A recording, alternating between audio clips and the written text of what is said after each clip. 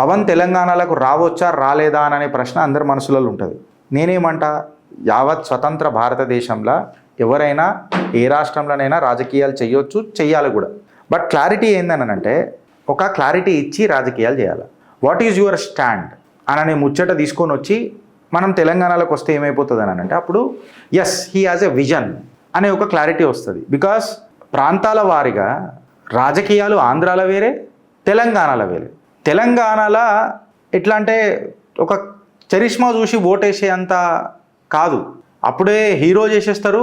చిన్న తేడా ఏమైనా వచ్చిందంటే రాతో రాత్రి జీరో కూడా చేసేస్తారు. సో ఈ నాడి తెలుసుకోవాలా. అండ్ తెలంగాణ నాడి ఇప్పటిదాకా మీరు రాసిండ్రు, నీళ్లు, నియామకాలు, నిధులు. నీళ్ళ మీద క్లారిటీ పవన్కు ఉందా, నిధుల మీద క్లారిటీ పవన్ కళ్యాణ్కు ఉందా, అండ్ నియామకాల మీద కళ్యాణం పవన్ కళ్యాణ్ చేయగలుగుతాడా అననే ఈ టాపిక్లు.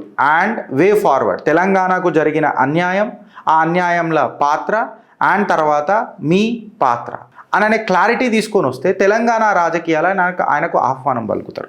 లేకపోతే obviously he has to face. ఇక ట్విట్టర్, ఈ సోషల్ మీడియాలలో నడుస్తూనే ఉంటుంది పెద్దగా, దాంతో నొరిగేది లేదు, పోయేది లేదు. ఇన్ఫ్యాక్ట్ చెప్పాలనంటే సెంటిమెంట్ ఇంకా తెలంగాణలో గట్టిగా అవుతుంది. సో రాజకీయాలు వేస్తామని అన్నప్పుడు ఆలోచించి ఆచరణకు దిగాల.